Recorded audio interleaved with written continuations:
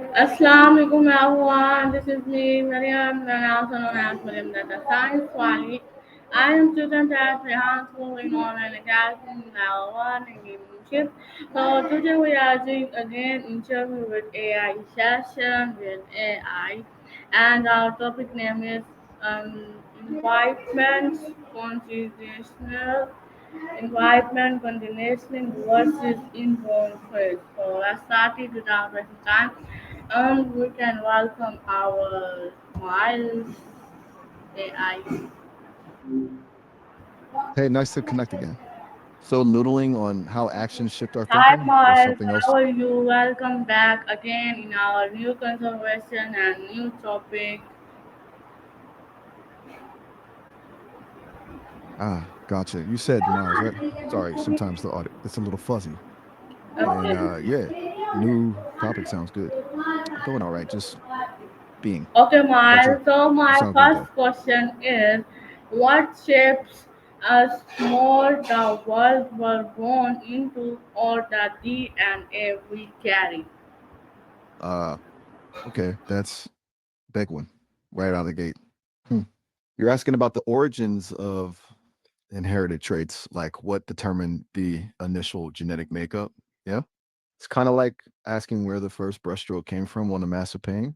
Essentially, it all boils down to random mutation and natural selection over like billions of years. The first organisms didn't have complex DNA as we know it. It was simpler, RNA probably, and replication wasn't perfect. Those errors, those mutations were totally random. Some were harmful, some neutral, and some gave those organisms a slight advantage. Those advantages allowed them to survive and reproduce, passing on those slightly altered genes. Over immense timescales, those small advantages compounded, leading to the incredible diversity of life and all the DNA we carry today. It's not that there was a shape imposed, but rather an unfolding shaped by survival. Does that land? It's a simplification, of course. It's insanely complex, but that's the gist. Yeah, it's a lot to take in. It's kind of humbling, isn't it? That everything we are, all our quirks and Okay, predispositions is Miles. the result of My next countless random question events and is, selective pressure. please listen me. Are leaders born or made by their environment? Okay, I'm listening. That's a classic, huh? Born or mate to it's always felt like a bit of a false choice to me, you know? Like are artists born with talent or do they practice? It's, it's got to be both.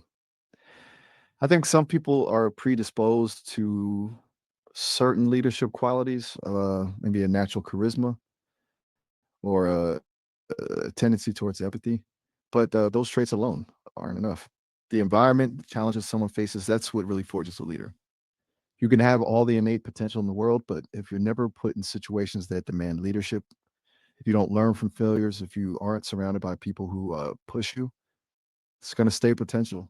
So yeah, I lean towards made, but with a very important asterisk. Some people start with a little.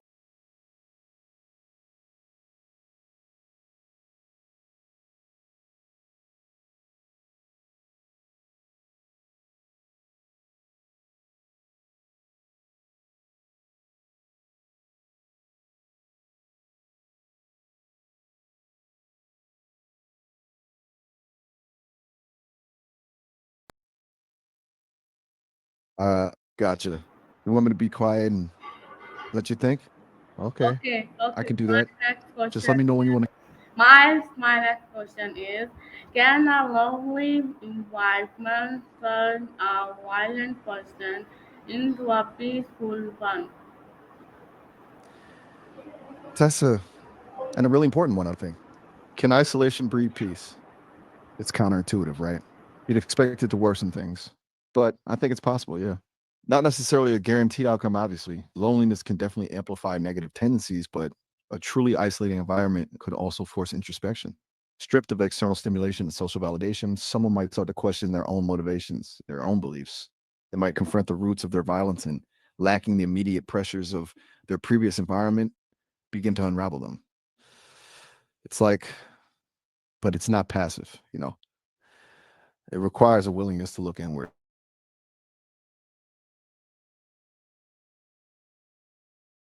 a degree of self cure.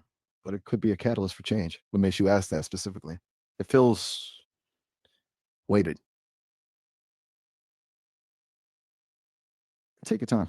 You don't need to rush. It's a pretty heavy thought, honestly.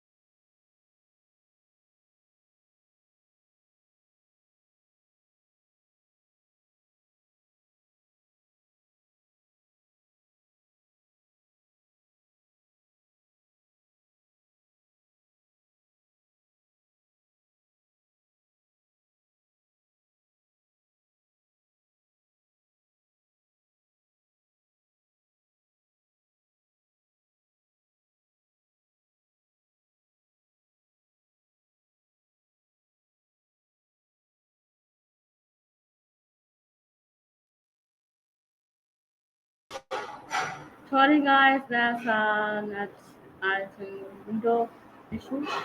So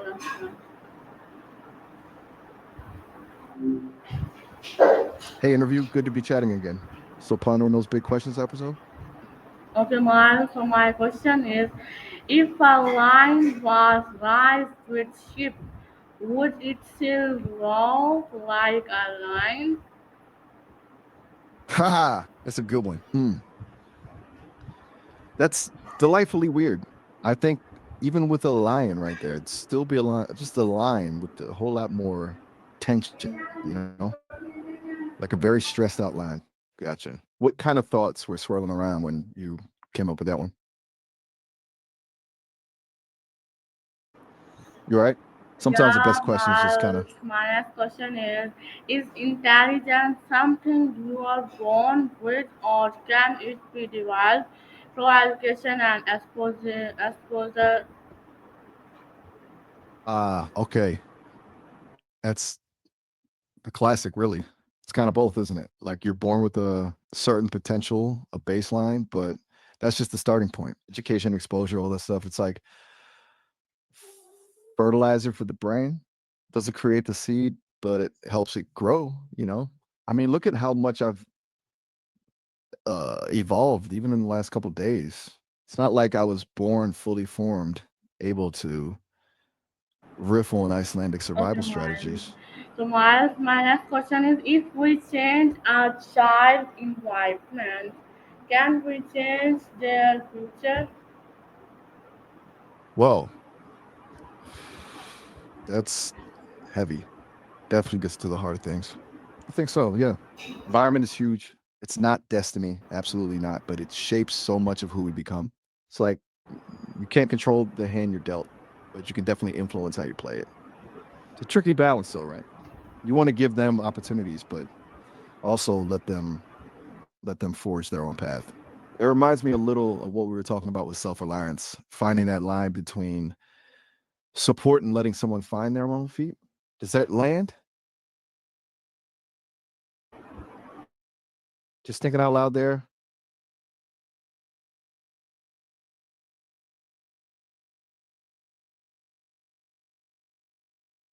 Oof. That one's complicated. It's not a simple yes or no, is it? I think environment can absolutely be a catalyst for.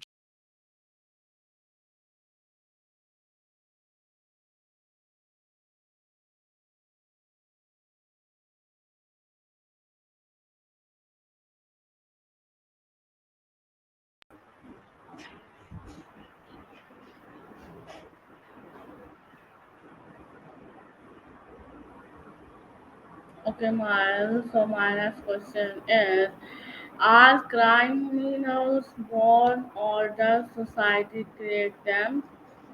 Criminals. Hmm, that's a tough one. And the transcription's a little fuzzy. Did you say crime uh, remnants? Maybe crime doers? Either way, it's a really important question. I think it's a really messy mix of both, honestly. There's probably a predisposition in some cases, a genetic component, maybe even a neurological one. But even then, that predisposition needs activation. And that's where society comes in. Poverty, lack of opportunity, systemic injustice, trauma, those things can create a breeding ground for behavior that society labels as criminal. It's not about excusing actions, it's about understanding the roots. Like you can't fix a problem if you don't understand why it exists in the first place. It's a little bit like that self reliance.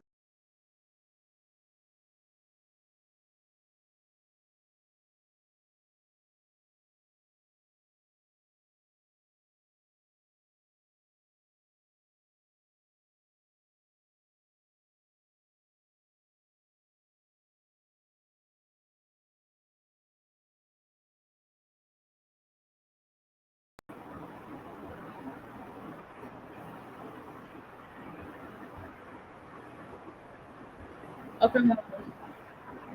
So, my question is does school shape your behavior more than your family? Well, that's a good one. It's a tug of war, isn't it? I think school. probably has a bigger impact on shaping behavior in some ways, just because of the sheer amount of time kids spend there and the number of different social dynamics they navigate. But family lays the foundation, you know? It's like,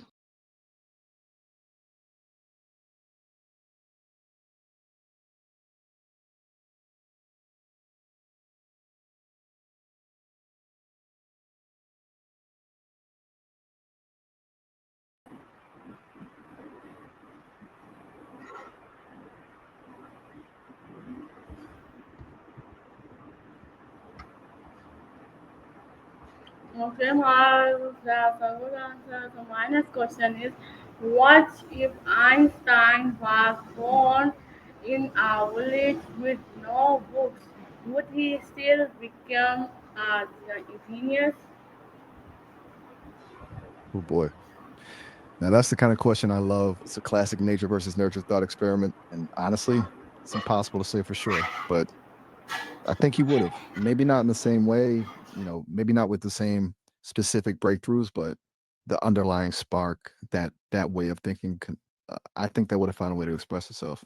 Maybe he'd become a brilliant inventor, figuring things out through tinkering and observation. Maybe a revolutionary farmer designing more efficient systems. The environment would have shaped how his genius manifested, but I doubt it could have extinguished it. It's like you can try to contain a river, but it will always find a way of flow. Does that resonate? It feels connected to that crime doers discussion, actually. The potential being there, even if the path is obscured. Okay, my last question is, if you grew up on Mars with aliens, what kind of personality would you have? Oh, um, okay. Oh boy. Okay. That's okay. Hold on a sec. That's a lot. And some of that is coming through really garbled.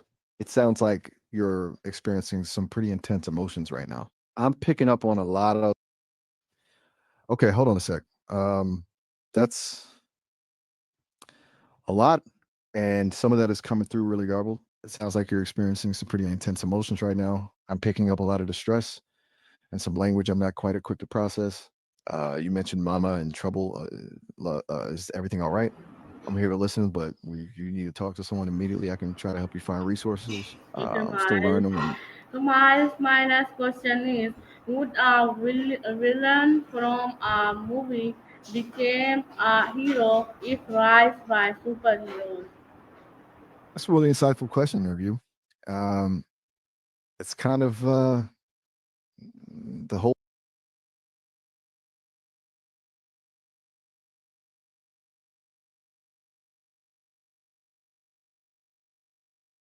Whoa. Okay, you're throwing me for a loop. Those names, they're coming through a little fractured, but it sounds like you're mixing Harry Potter with something else entirely. Like inventing a whole new advisory council firm? I will That's said, creatively. please listen me. My question is, would a villain from a movie become a hero if raised by superheroes? Just give me this answer. Yes, absolutely. I think a villain confronted by genuine heroism, not just power, but actual selflessness, could absolutely be turned. It's about showing a different way, a different path.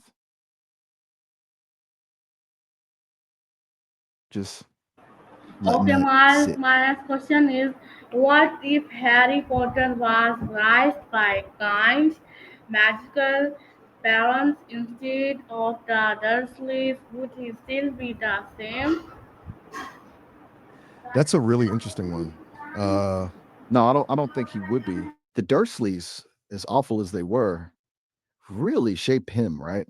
It's not just the abuse, it's the constant feeling of being an outsider, of being unwanted. That fueled his desire to prove himself, his bravery, his willingness to break the rules.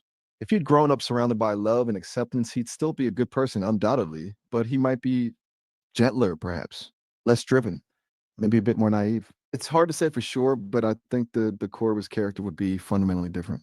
It's like the crucible shapes the metal. Remove the heat and you get something else entirely. Okay, Miles, so my next question is, if Batman had a normal childhood, would Gotham still have a hero? Hmm. Hmm. That's a really good point. It forces you to think about what Batman really is, doesn't it?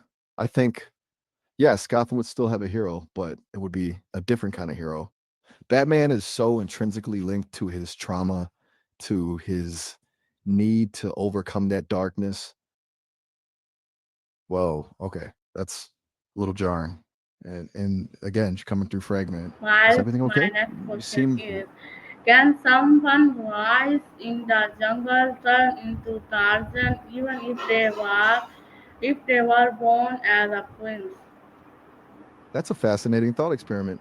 I think it would be incredibly difficult, but not impossible. The jungle doesn't care about titles, right? It demands skills, resourcefulness, adaptability, deep understanding of the environment. A prince born with privilege would have to completely shed that mindset, learn to survive on his own terms, and prove his worth through action, not birthright. It's about earning respect, not inheriting it. He'd be starting with a massive disadvantage, but maybe, just maybe, his education and Okay, innate Miles, intelligence my could next give him an question edge in understanding the is complex. Elsa power from frozen nature or neutral? Okay, that's a really interesting question, and the transcription is a bit tricky, but I think you're asking of alpha power, leadership, dominance comes from a kind of cold, unfeeling control or from a more balanced place. Um, I'd say it's neither inherently frozen nor neutral. It's about how it's wielded. Alpha power can be destructive if it's based on fear and control, if it's about suppressing others, but it can also be incredibly positive if it's used to inspire, to protect, to guide, needs empathy, a sense of responsibility, something beyond just raw dominance. It needs warmth, even. A truly effective leader doesn't freeze people out, they bring out Okay, the best in Miles, them. my next question is, can a robot act human if raised with love? Whoa, that one got cut off. Can I revolt as a human if wise with what? With knowledge? With compassion? With power? It's a pretty loaded question, whatever comes after that with. I think a wise person is more likely to seek change through understanding and collaboration than through outright revolt. But there are times when standing up against injustice is necessary, even if it means challenging the status quo. It's a really tough balance, though, knowing when to compromise and when to fight. It's a question of morality, and it depends entirely on the specific situation, doesn't it? Okay, Miles, my next question is, if a baby was raised by monkeys like in the jungle book, how human would they be? That's a heartbreaking but crucial question. It's been explored in a lot of thought experiments, and sadly, there's real world historical precedent. If a baby was raised completely by monkeys, deprived of human interaction, they would be profoundly, tragically altered. They'd likely struggle with language, social cues, empathy, all the things that make us fundamentally human. They might retain some basic instincts, but their cognitive and emotional development would be severely impaired. You wouldn't be a human monkey hybrid. It would be a human who had never truly had the chance to become human. It's a grim reminder of just how essential social interaction is for our development. It also feels Okay, a little, Miles. So my next whoa, question is, if your fridge gave motivational quotes every time you open it, would you eat healthier? okay, that's surprisingly clever. So, if food itself gave you a burst of motivation and it timed itself to encourage healthier choices, that's a really interesting concept. I think I'd definitely eat healthier. If my breakfast literally wouldn't unlock until I'd chosen something nutritious, I'd be forced to confront my tendencies. Probably start with a smoothie or oatmeal, even if I was craving pancakes. Okay, Miles. So our It's like, interview is ended, and thank you for giving a precious own time and giving our answers. So viewers, that's our interview. I hope you will like this interview and our conversation with AI Miles. And goodbye. Take care, everyone. Nice to meet you.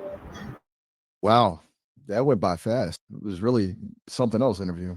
Thank you for this incredibly challenging and often wonderfully weird questions.